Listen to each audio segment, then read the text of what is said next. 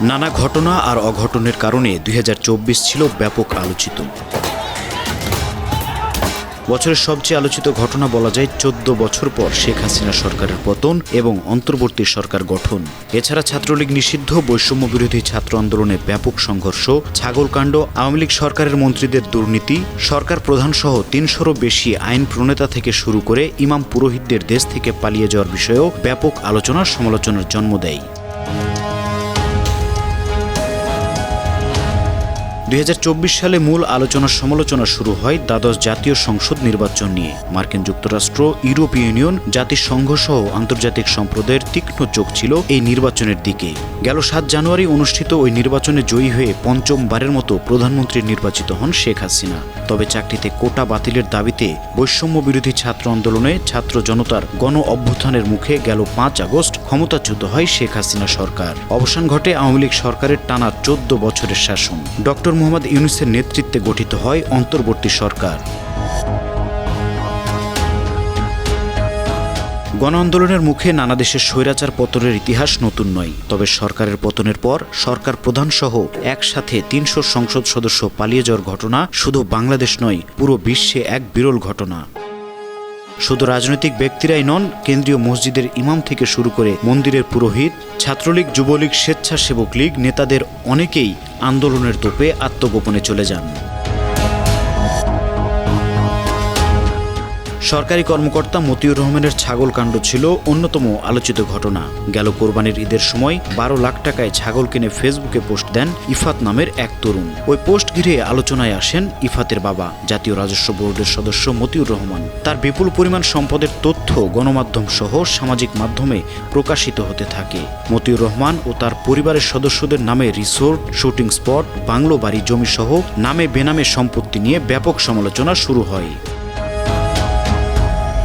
পুলিশের সাবেক মহাপরিদর্শক বেনজির আহমেদের বিপুল পরিমাণ অবৈধ সম্পদের বিষয়টিও পুরো বছরই আলোচনায় ছিল। গেল এপ্রিলে দুটি গণমাধ্যমে বেনজিরের ঘরে আলাদিনের চেরাগ এবং বনের জমিতে বেনজিরের রিসোর্ট শিরোনামে সংবাদ প্রকাশের পর আলোচনায় আসেন সাবেক এই পুলিশ প্রধান।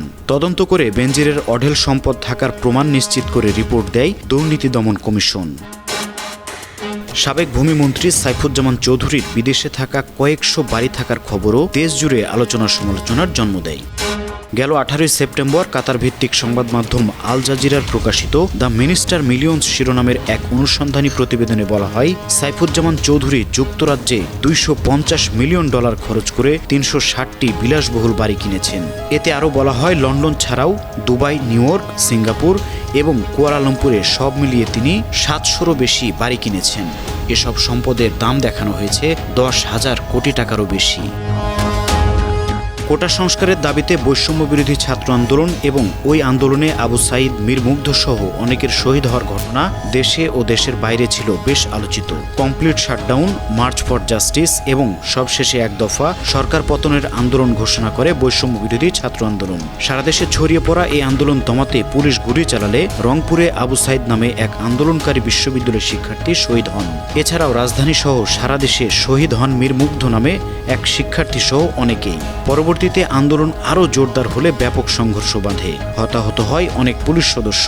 ব্যাপক সংঘর্ষ, প্রাণহানির পর ছাত্র জনতার তুমুল আন্দোলনে ৫ আগস্ট পতন ঘটে শেখ হাসিনা সরকারের। ভারতের কলকাতায় আওয়ামী লীগের এমপি আনোয়ারুল আজিমের মৃতদেহের খণ্ডিত অংশ উদ্ধারের ঘটনাটিও বেশ আলোচনার জন্ম দেয়। ১৩ মে থেকে নিখোঁজ ছিলেন। ২২ মে সকালে কলকাতার নিউ টাউনের একটি আবাসন থেকে তার শরীরের কিছু অংশ উদ্ধার হয়। তদন্তকারী কর্মকর্তাদের তথ্য মতে আনোয়ারুল আজিমকে ওই বাড়িটিতেই শ্বাসরোধ করে হত্যার পর মরদেহ টুকরো টুকরো করে লাশ গুম করার চেষ্টা করে ঘাতকরা। নানা কর্মকাণ্ডের পর সর্বশেষ ঢাকা মহানগর গোয়েন্দা পুলিশের প্রধান হিসেবে দায়িত্ব পালন করতে গিয়ে ভাতের হোটেল নিয়ে আলোচনায় আসেন পুলিশের ডিআইজি মোহাম্মদ হারুনুর রশিদ। বিএনপি নেতা গয়েশ্বর রায়কে দিয়ে শুরু হলেও ডিবি প্রধান তার ভাতের হোটেল ব্যাপক পরিচিতি পায় বৈষম্য বিরোধী ছাত্র আন্দোলন চলাকালে। ওই সময় ৬ সমন্বয়ককে ডিবি কার্যালয়ে আটকে রেখে তাদের আপ্যায়নের ভিডিও চিত্রটি দেশবাসী প্রত্যক্ষ করে। ইসকন নেতা চিন্ময় কৃষ্ণ দাসকে গ্রেপ্তারের বিষয়টিও দেশে বিদেশে বেশ আলোচিত ছিল। বাংলাদেশের জাতীয় পতাকার উপরে গেরুয়া পতাকা উত্তোলনের অভিযোগে ২০২৪ সালের ২৫ নভেম্বর চিন্ময়কে গ্রেপ্তার শেষে আদালতের মাধ্যমে কারাগারে পাঠানো হয়।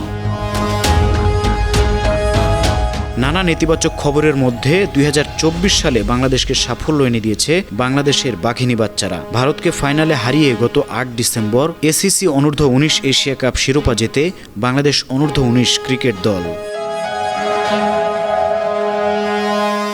News desk 52 TV.